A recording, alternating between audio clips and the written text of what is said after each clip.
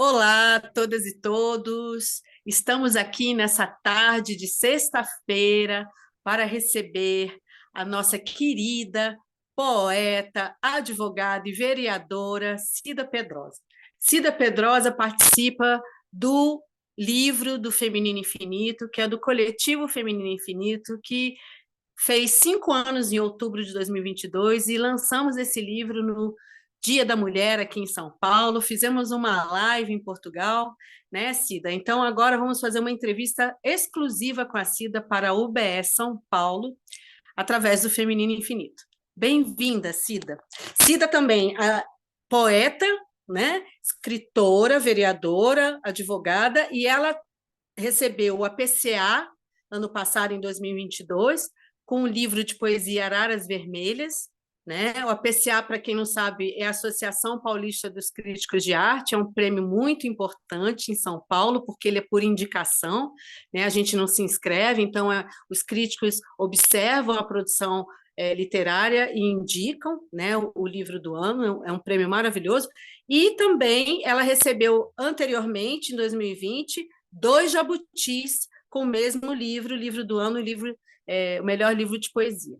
Bem-vinda, Cida. Estamos aqui para te receber e a gente quer te perguntar, né, como foi a sua origem, né? Você falar um pouco da sua origem, onde você nasceu. A gente sabe que você é de Pernambuco, mas para você falar um pouco da sua história pessoal e contar para a gente sobre a sua tessitura simbólica existencial. Como isso se deu, né? Como despertou a sua escavação do olhar. Paula, gratidão enorme pelo convite, gratidão ao BE, né, também. Como é bom estar aqui e como foi bom e está sendo bom participar desse livro, dessa coletânea do Feminino Infinito, né? Porque eu acho que todas as vezes que as mulheres se juntam, é uma potência, né? É uma potência. Eu fiquei assim, babando pela internet, o lançamento na Casa das Rosas, como foi lindo vê-las lá, né? Como eu gostaria de ter estado, mas eu estava em coração. Bom, eu tenho 59 anos, Paula, eu moro em Recife há 40, mas eu sou do sertão, a 700 quilômetros da capital, de uma cidade chamada Bodocó, que tem 40 mil habitantes, mais ou menos, e nasci no sítio, ou seja, além de ser do interior, eu nasci no sítio, eu sou uma pessoa do campo. E a minha, o meu olhar, a minha vocação para a escrita, essa coisa de ter o olhar para a literatura, tem uma relação muito forte com esse ser do campo que eu sou. Porque eu morei a vida inteira numa casa que não tinha energia. E era um oásis, assim, guardado, não tinha energia. Então, a gente acendia fogueiras, a gente ouvia história de Trancoso, meu pai contava e cantava cordéis, minha mãe contava história de Trancoso. Então, eu digo sempre que o meu olhar para a literatura veio a partir desse imaginado, dessa imaginação, desse imaginário das rodas da fogueira, dessa possibilidade de ver o mundo através da história de Trancoso. Quando eu fiquei maiorzinha, eu fui estudar na cidade, e aí eu ia para o cinema. Um cinema na minha cidade tinha um cinema que se chama Que Sayonara, esse nome é lindo, né? Sayonara, linda, linda. lindo, né? E aí eu via muitos filmes antigos, porque os filmes demoravam a chegar. Então, assim, Que ótimo! eu tenho 59 anos, mas eu via sempre filme 20 anos, assim. As pessoas não entendem porque eu vi Casablanca, porque é que eu vi O Vento Levou no cinema, mas eu vi, porque passava estes filmes, né? Então, assim, eu tenho esse olhar para a poesia através da oralidade e tenho um olhar para a poesia através do cinema.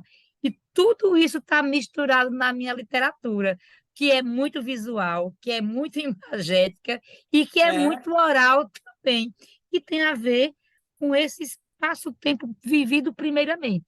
Eu acho que é um pouco isso, meu amor. Que lindo! Então, imagina o céu de estrelas que você vivenciou nessa primeira infância, né? Que beleza essa experiência.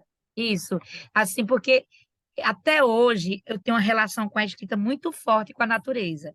Quando, não sei se dá em aqui, quando me dá aqueles momentos de não escrita, como eles são terríveis quando acontece, que a gente parece que não vai mais parir a poesia, que não vai mais parir um texto, é a natureza que me salva. Eu preciso Ah, secar a mente, e normalmente é num lugar deste de silêncios, de verde, de borboletas, de céu estreladíssimo, que eu me devolvo a mim. e a gente percebe isso no seu texto, não é à toa que você é premiadíssima, você traduz muito bem a cultura brasileira e a cultura pernambucana, que inclusive é muito rica no cinema nacional, principalmente atualmente, né? Vocês têm o Kleber Albuquerque, vocês têm enfim, um panteão maravilhoso de artistas pernambucanos que eu admiro muito. Inclusive, na sua divulgação, eu coloquei a música do Lenine, você viu, um especial para Ah, você. Que maravilha, Cida. Agora a gente quer saber como é que você teve, como que acontece a pulsão da sua escrita e inspiração. Você já falou um pouco, mas agora a gente gostaria de saber o seu processo, mesmo assim, racional, emocional, enfim, a pulsão, né? Você nos revelou da onde vem a tua inspiração matriz, raiz maior, que é do cinema, que é da, né, da musicalidade, mas como se dá esse teu processo, essa tua pulsão na tua produção mesmo, na produção mulher, literária? eu queria tanto ser mais organizada. Eu tenho inveja boa dos amigos e amigas que dizem eu escrevo todo dia. Como eu queria ter essa, essa capacidade da disciplina de dizer todos os dias eu vou escrever de noite ou de manhãzinha. Eu tenho um amigo que trabalha de mais feito isso. Não, eu acordo de madrugada e escrevo todo dia, de 4 às 6 da manhã. Eu não consigo ser sistêmica assim. Queria, Uhum. não consigo. Eu trabalho por projeto atualmente. Antigamente, eu andava muito de ônibus. Eu tenho um amigo poeta que diz assim que viagem de ônibus longa é danado para botar a gente para pensar. Quando eu andava de ônibus, eu escrevia ali na agenda, nos cadernos, e eu ia juntando, e quando eu ia montar um livro, eu juntava esses textos todos e trabalhava e etc. Tal. Hoje em dia eu trabalho muito com projeto. Meu processo criativo hoje é um projeto. Por exemplo, é, eu queria escrever um livro sobre mulheres e sobre esse estar no mundo enquanto ser mulher. E aí eu escrevi As Filhas de Lilith, que são 26 poemas, cada um tem um nome de mulher, um abecedário. Todos eles viraram curtas, curtas realizados por mulheres. Então, Que assim, eu lindo! sabia, é bem bacana esse trabalho. Aí eu De queria quando é esse muito, projeto? Fala para quem está assistindo a gente para saber a data, como que foi, como se deu. As Filhas de Lilith eu lancei em 2009, não, 9, 2008, 2008. 2008, quando foi em 2010, teve o projeto Olhares sobre Lilith, onde Ah, 26 realizadoras pernambucanas deitaram seu olhar sobre esse livro e fizeram videopoemas. que Tem alguns lindo! até que são docs, sabe? Então, aí Aonde eu a queria. gente encontra? Só para perguntar para quem está assistindo, a gente encontra no YouTube? Onde a gente encontra esses Se curtas? entrar na minha. A maioria desses curtas estão na internet. Se Tá. entrar no meu Instagram, tem lá assim, adquirir livros de Cida. Aí você tem um telefone onde você entra e você pode adquirir os livros. Porque ele é da editora minha e do meu companheiro, né? Tá, Foi tá, editado. tá bom. Ele E ficou, os vídeos na internet, a gente acha tem num canal vários. especial? Acha, Vários. acha, acha. Acha. Se você botar Olhares sobre Lilith, você vai ver muitos vídeos. E amanhã eu vou te mandar um QR Code para poder você acessar, porque você é uma mulher de cinema. Porque você é uma mulher do audiovisual. Vou mandar para É, ti. E eu quero o e a teu gente. endereço para mandar o livro, tá? Eu quero o Ah, teu tá endereço para bom. mandar o Mas livro, a tá gente bom? vai pôr, então, para o pessoal do BEC assistir a sua entrevista, a gente vai procurar um link, um QR Code, alguma coisa para Pronto. Te colocar no mando o QR YouTube. Code amanhã. Te mando o QR Tá, Code tá amanhã que bom. você põe. Então, assim, eu Obrigada. queria escrever esse livro sobre mulheres. Pá, fui lá. Eu queria escrever um livro todo metrificado em métrica de cantoria, voltado para tudo que eu aprendi quando na infância, para os meus sons, as cantorias que eu ouvi, os cordelistas que eu ouvi cantar, tudo metrificado, tudo muito camoniano, sendo popular. E eu escrevi o Claranã. Então, assim, eu trabalho com projeto. Eu decido escrever sobre uma coisa e me sento e vou escrevendo sobre aquilo a partir do projeto. O Araras Vermelha é muito diferente. eu estava querendo escrever, estava com um projeto de escrever sobre a Guerra do Araguaia. Eu queria muito falar sobre essa coisa da Semana de Arte Moderna, 100 anos da Semana da Arte Moderna, 100 anos do Parque do Comunismo do Brasil, que tem muito a ver no Brasil. Vários dos escritores da Semana da Arte Moderna eram filiados ao Partido Comunista do Brasil. Então, assim, eu estava muito movida, eu estava muito mexida com esse centenário. Aí eu queria muito Uhum, escrever o Brasil numa situação de violência muito grande, violência política, falta de democracia. Eu queria muito escrever sobre isso, sobre a capacidade de se revoltar diante de regimes autoritários. Aí eu queria muito escrever e não estava conseguindo, porque eu tinha ganhado o prêmio Jabuti, tinha escrito um outro livro, eu estava com um problema criativo, estava sem conseguir criar. Aí, minha filha, querida Paula, aconteceu uma coisa incrível. Eu tirei férias, que é quando eu mais escrevo, é nas férias, nos feriadões, que é quando eu tenho tempo, porque eu trabalho demais. Aí eu aham. tirei férias, fui para o Bodocó, minha cidade, nada. 10 dias, nada. Fui para a praia 5 dias e noite de lua cheia, isso atrás desse meu espaço da natureza, nada. Aí eu fui para uma casinha que eu alugo sempre por aqui, que é uma casa cheia de verde. Eu tenho um aluguel, eu tenho uma casa em Gravatá, uma cidadezinha a 100 quilômetros de Recife. No outro dia, eu comecei a escrever o livro. Eu escrevi o Araras Vermelhas em 21 dias, Que dormindo delícia! 3 horas por noite. Então, assim, você já percebeu, o meu processo criativo é maluco, é maluco. Mas eu tenho hoje em dia trabalhado muito com o projeto. Eu vou escrever sobre isso, e aí eu começo a escrever sobre aquilo. Né? Ainda faço muito poema solto e vou guardando no baú de versos que eu tenho. Qualquer dia eu vou lançar um livro de poemas soltos, que são esses poemas que você vai parindo, sem necessariamente estar ligado a um projeto, a um tema, a uma coisa. É mais ou menos isso. Sim, Queria, sim. queria ser mais disciplinada. Não, mas cada um tem um processo interessantíssimo. Por acaso eu também passo por esse processo. Eu não sou uma pessoa que tem um tempo todo dia para escrever também, não. Parece um pouco. Tenho cadernos, depois pelos cadernos eu organizo na hora de publicar e vou vendo a linha, né? Como você faz, a linha temática. Mas olha, que maravilha ver essa tua pulsão e o fluxo que em 21 dias você veio e desceu e conseguiu Desceu. fazer, baixou todo o conteúdo, né, da nuvem e veio para você e você realizou Horas Vermelhas, que ganhou o livro do ano, e de críticos de APCA, que não é nenhuma questão, enfim, a gente nem se inscreve, né? Como eu falei para as pessoas que nos assistem, nem todos sabem, mas é um prêmio muito importante por isso, porque ele é realmente um prêmio de quem percebe a produção do artista, no teu caso, a poeta. Parabéns, Cida. Agora eu vou pedir para você mostrar os teus livros que você tem aí para poder mostrar para a gente, né? E mais ou menos, se você quiser fazer cronologicamente, ou como você quiser mostrar um pouco a capa de cada um, falar um pouquinho.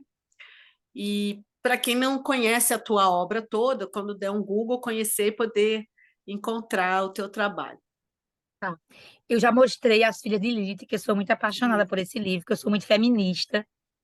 Ele ficou entre os 50 do Prêmio Oceanos, quando ainda era Portugal Ah, Telecom. que maravilha! Aí tem, depois dele, eu lancei o Gris, que é um livro Ah, bem de cidade. O Gris é, assim, é meu lado muito, muito cidade, assim, muito, muito duro. É do tipo assim, que eu digo bem assim, empatia. O bem-te-vi que canta na minha janela sabe do concreto, muros, armadilhas e arames. O bem-te-vi que canta na minha janela tem a absoluta certeza do espaço nada dessa cidade que me afoga em imagens de incerteza. O bem-te-vi que canta na minúscula janela do banheiro sabe que eu, sentada nesse espaço, 1 por 2, tenho uma ausência de ninho tão grande quanto a dele. que lindo! Cida, de que ano é esse livro? Conta pra gente. O Gris. 2018, 2018, 2018. 2018. Aqui tem uns que ficaram pelo meio que eu não trouxe. Este daqui é o Solo para Vialejo, que ganhou Isso. livro do ano e livro de poesia, o Jabuti. Ele é de 2020. Ele é um longo poema, ele é uma saga de negros, negras, indígenas, judeus que saem do mar para o sertão. O Cabral faz Morte e Vida Severina, que é do sertão para o mar. Isso. Esse poema é uma diáspora e é uma viagem oposta, saindo do sertão, ou do mar para o sertão. E esse é meu livro novo, Araras Vermelhas. Ele ganhou a PCA. Também é um longo poema, onde eu falo da guerrilha do Araguaia e onde eu exercito igual no solo para Vialejo. Esse é pela Companhia das Letras. Estes dois é pela Companhia Editora de Pernambuco. Tá. Também tem pela Companhia Editora de Pernambuco o Estesia, que é um livro que eu não estou com ele aqui, mas que eu lancei, que eu gosto muito, é um livro de haikais, que eu lancei, que eu escrevi durante a pandemia, quando eu andava com meu cachorrinho Bob Marley. Tá. A forma de eu viver e sofrer menos foi escrever haikais, os poemas da contemplação, né? São os É. poemas da contemplação. É Isso. isso que eu E tenho que para quem não mostrar, Paula. sabe, a Companhia Editora de Pernambuco é o CEP, que também tem um prêmio muito importante. Então, para quem está nos assistindo, muitas vezes não sabe quando vê a sigla CEP, é essa editora que você mencionou, né? Que é muito Exatamente, que tem forte aí. tem um time bom de editores e tem um bom prêmio, como você falou. É. Olha, parabéns, Cida. Eu gostaria que você lesse agora o seu poema do Feminino Infinito para a gente, por favor. Esse poema eu tinha publicado inicialmente num livro meu chamado Gume, e ele está publicado nesse livro Gris. Ele é o último poema do Gris. E por que eu mandei esse poema? Porque eu estou muito querendo falar do amadurecimento, Uhum. do envelhecer. Como ser mulher e envelhecer, como a sociedade é preconceituosa É, quando a gente vai envelhecendo. Estou muito ligada nesse tema é. atualmente. E esse poema é sobre isso. Mapas. Quando o tempo do branco chegar, não terei gaiolas, gatos siameses ou cachorro poodle com coleira de marfim. Com certeza, direi poemas indecentes, falarei de revoluções inacabadas e de lugares que mapeei com minha alma. É lindo. Esse livro é tão bonito. Eu me sinto tão bem acompanhada, Paula.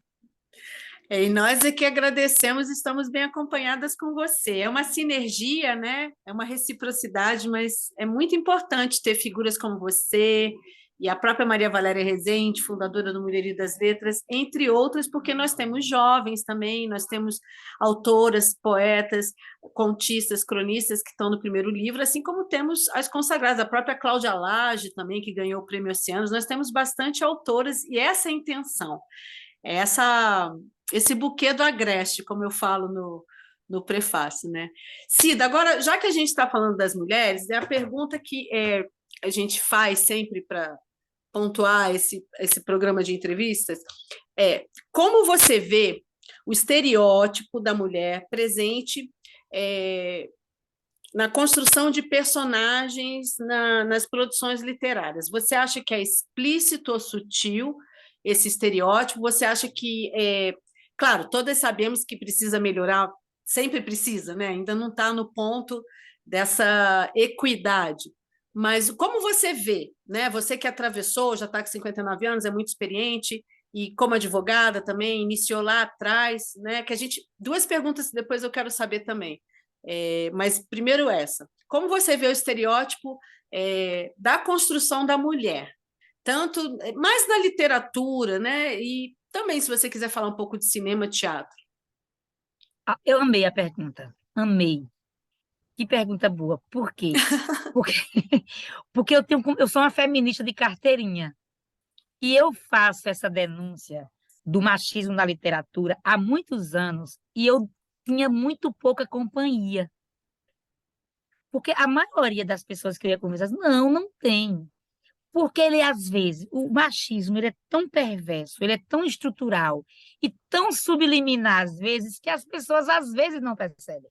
E aí eu Exato. dizia, não percebe. Aí eu dizia, mas minha gente, nós somos formadas por quem ama a literatura feito nós. Nós somos formadas por personagens mulheres criadas por homens, porque a literatura a prosa de mulheres em larga escala, no cânone, é uma coisa muito recente. No cânone nós só temos Clarice. No cânone nós só temos a grande Clarice, do ponto da prosa. Aí você vê, eu amo Jorge Amado, mas a construção dos personagens femininos é a partir do olhar de um homem que nasce no início dali do século, da primeira década do século XX, eivado de todo o machismo e da construção machista. Então, quando você vê, nós somos apresentadas ou como as gostosas, ou como as gostosas, ou como as submissas. E quando nós somos apresentadas do ponto de vista da sublevação, ou de ser uma insubmissa, é sempre a partir desse olhar. Então, o maior prejuízo que eu acho que isso traz é um processo de erotização dos nossos corpos que não são do nosso pertencimento, porque uma mulher empoderada que queira erotizar seu corpo é ela. Agora, a erotização que a sociedade faz, por exemplo, dos nossos corpos, é por conta desse olhar também da arte É, e também da literatura. Então, eu percebo isso há muitos anos, Paula. Ó, é. tem uma pesquisa que eu gosto muito de citar, que é, olha, na década de 80, nós éramos apenas 10% das publicações em editoras. Deu É, uma melhorada, tá? Nós estamos quase 38%, mas vê a diferença. A gente é. tem muita mulher na poesia, mas temos poucas ainda na prosa. A coisa que eu estou mais feliz é de ver um monte de mulher da prosa ganhando prêmio.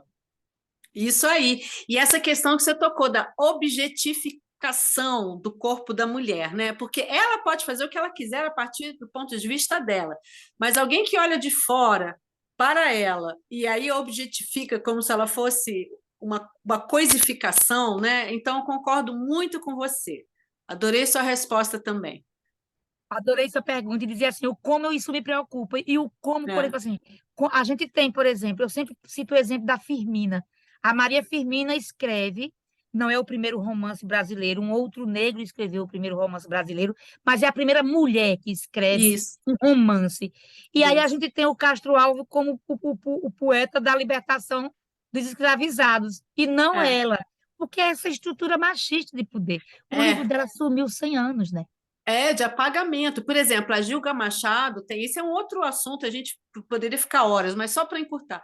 A Gilga Machado publicou o primeiro poema erótico, poema não, livro, né, de poesia erótica, em 1915, e foi apagada. Até a Olga Savarri, que é importantíssima, fez todo um trabalho de poesia erótica, aparecia como se fosse a primeira, e ela fez um trabalho maravilhoso, mas já existia a Gilga, que teve um apagamento, né? Da mesma forma, você fala, a gente teve a Olga Savarri e a Hilda Rios, que são genialidades da nossa poesia brasileira, que não entraram na Academia de Letras, né? Então, assim, agora que a coisa. E ainda bem que agora tem mulheres, e ainda bem que teve a Raquel de Queiroz, ainda bem que a Heloísa Buarque de Holanda entrou, mas também, enfim. Aí estamos falando das escritoras, mas a pergunta é em cima das personagens, sua resposta foi perfeita. Porque também, às vezes, tem essa questão assim, ela não é, ela é insubmissa, ela não é passiva, então ela é brava. Não, ela só sabe dizer não, né? Ser Exatamente, brava exatamente, porque não é exatamente. passiva, então vira brava, vira uma coisa agressiva imediatamente só porque a pessoa diz não e tal. Então, muito boa a sua É, resposta. e como botam muitas vezes os personagens que são bravos masculinizados, É não é? É muito complicado isso, né? como se a delicadeza não pudesse pertencer ao homem e como se a força, a determinação, a perseverança não pudesse pertencer ao feminino. Então, enfim, ainda bem que a gente está quebrando esses estereótipos, né? E tem uma geração mais jovem vindo aí, fazendo um trabalho até mais forte e bonito, e essa corrente continua indo para frente. Adorei sua resposta. Agora, eu vou te perguntar duas coisas que passou, que é quantos livros ao final você publicou até agora, né? E também o seu primeiro que a gente perguntou, né? Seu primeiro despertar para a poesia, que seria essa escavação do olhar que você falou do cinema, então, mas qual foi o primeiro? assim, livro que você publicou, sarau que você foi, que você se sentiu assim, não, é isso que eu quero fazer, além de ser advogada. Ou se isso veio antes de você ser advogada. Essa curiosidade que a gente tem sobre o teu despertar, assim, teu Fiat Lux, teu, né? Oh, adorei. Ó, veio antes de eu ser advogada. Eu saio de Bodocó, venho morar em Recife para estudar aquilo que é o ensino fundamental maior, na verdade, o ensino médio, né? Fazer primeiro, segundo e terceiro ano do ensino médio. E aí eu chego numa sala, eu já escrevia coisinhas no caderno, mas eu não tinha intenção de ser poeta. Quando eu chego nessa sala, tem vários jovens poetas de 14 e 15 anos que se sentiam os poetas mesmo já, sabe? E aí eu conheço essa galera, e aí eu comecei a mostrar meus textinhos. No final do ano de 78, eu já com 15 anos, ia completar 15 anos, a gente publicou um jornalzinho na escola, Que uns lindo. poemas bem feinhos, mas naquele momento, quando eu vi meu texto publicado naquele jornalzinho da escola, do primeiro ano do ensino médio, eu disse, eu quero ser isso. Eu quero ser escritora, eu quero ser poeta. E aí, em 82, com 18 anos, eu publiquei meu primeiro livro de poemas, né? É isso. Que força, porque dos 15 aos 18, naquela época que mulher não conseguia publicar tão fácil, você foi muito E forte, vendi, muito e vendi mil, determinada. vendi 1000 livros de bar em bar, de porta de teatro, aquela coisa da escrita independente, que vai vender seu livro e que recita. E eu fazia parte de um movimento de escritores, chamava Movimento de Escritores Independentes de Pernambuco, que nós recitávamos, éramos muito jovens, tinham as figuras também mais velhas que tinham saído do cárcere e que gostavam de. Os presos políticos que tinham saído do cárcere, que eram artistas, iam conosco. E a gente recitava na rua mais badalada de cultura do centro da cidade, todos os sábados. Então, assim, a gente vendia livro, a gente. E era assim, muito jovem, uma coisa muito jovem. E como eu escrevo para ser dito também. É tanto que, quando eu escrevo, eu leio em voz alta, para ver se cabe bem no ouvido. Se não couber bem no ouvido, eu mudo, porque eu tenho uma necessidade enorme de oralizar a minha poesia. Que maravilha ouvir essa sua resposta. Que a questão da oralidade é muito presente também na sua cultura pernambucana. Então, você tem essa raiz e você trouxe, como você disse, você fez o inverso, né, do sertão para o urbano. Então, tem tudo a ver com a sua proposta. E quantos livros você publicou até agora? E se você quer ir para a prosa ou você vai ficar só na poesia? Isso também é uma pergunta que algumas pessoas às vezes Boa. me fazem, né? Será que a Cida vai escrever um romance? Será que ela vai, enfim, se Eu jogar tenho, nisso um dia? eu tenho 11 livros de poemas publicados, todos de poemas. Tenho participação em muitas antologias no Brasil, no exterior, de poesia e de contos. Eu tenho Ah, contos publicados em antologias. E tenho 2 livros de contos pela metade, que eu preciso ter coragem de me sentar, igual eu faço um projeto de livro de poesia, e terminar. Atualmente, eu estou escrevendo um livro de microcontos pequenininhos, pequenos continhos, mas que é mais até, assim, como é muito poético, às vezes passa até por poema. Mas é o seguinte, eu tenho muito interesse na prosa, morro de medo, porque eu sou uma grande leitora de prosa. Aí do jeito que eu me cobro para escrever poesia, Ave Maria, eu me cobro 10.000 vezes mais na prosa. Eu não posso dizer que domino. Assim, a poesia, eu me encaro diante dela com um desafio novo a cada livro. Cada livro meu é diferente, porque eu tenho essa vontade de exercitar, sabe? aham. Novas formas. E a prosa, eu quero dizer para ti que ainda é um grande desafio de eu me sentir segura. Estou aprendendo. Mas que maravilha, porque muita coisa ainda vem por aí. Olha que delícia ouvir essa resposta. Significa que você vai continuar nesse caminho e buscar outras formas de linguagem, né? Que bom, que bom. A gente aguarda teu livro de conto com os dois, né? O de mini contos e os outros. Nem que demore, mas a gente espera aqui, Cida, porque te ler é muito bom. Quero ver você publicando esse livro de mini contos. Porque o mini contos hoje em dia ele é um pouco parecido com a prosa poética também, né? Você que faz haikais, tudo, tem essa leveza, né?